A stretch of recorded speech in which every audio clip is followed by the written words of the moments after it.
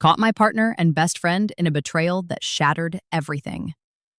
It was supposed to be a normal Friday.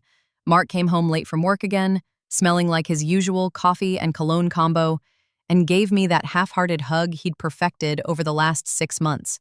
Long day, he mumbled, already scrolling through his phone.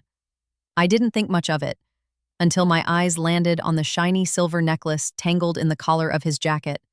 The pendant was a tiny star. My best friend Lena wore the same one. The red flags had been there, I just didn't want to see them. Mark started staying late at the office to avoid traffic, even though his commute was 20 minutes. Lena canceled our weekly coffee dates, blaming her anxiety. When I mentioned her sudden distance, Mark shrugged. People grow apart, he said, his voice too casual. Then there were the little things. The way Lena's laugh tightened when I brought up his name. The way Mark's phone lit up with text after midnight, always face down. Work stuff, he'd say, but one night I caught a flicker of heart emojis in the preview. When I asked, he deleted the thread. Spam, he insisted. The final clue was the smell. Mark's jacket reeked of vanilla, Lena's signature scent. He claimed it was from hugging a coworker who wears too much perfume. But when I zipped up his gym bag the next morning, I found a crumpled receipt for 2 glasses of wine at a hotel bar downtown. I confronted Lena first. We met at our usual cafe, the one with the chip blue mugs and oat milk lattes. I set the necklace on the table between us. Her face drained. "It's not what you think," she whispered. But it was. She confessed slowly, tears streaking her mascara. They'd been meeting for months.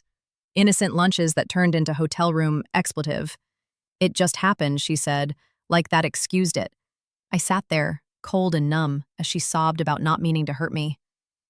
Mark denied everything at first, then he crumbled. "I love you," he kept saying, like those words could glue our marriage back together. The worst part? The memories. Lena was the one who helped me pick out my wedding dress. She held my hair back when I puked the night Mark proposed. Now I can't unsee the way he'd squeeze her shoulder when she walked by, or how she'd accidentally text him inside jokes meant for me. I moved into a friend's guest room. My hands shook so badly I couldn't pack my own clothes. Every time I close my eyes, I see their tangled lies. The trips they took, the gifts they exchanged, the way they must have laughed at me. Last night, Mark showed up unannounced. He looked wrecked, clutching a box of my favorite chocolate-covered strawberries like a peace offering. "I'll do anything to fix this," he begged. But here's the thing.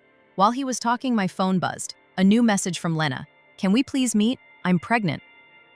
TLDR. Found out my husband and best friend were having an affair. Now she's pregnant, and I don't know if the baby is his.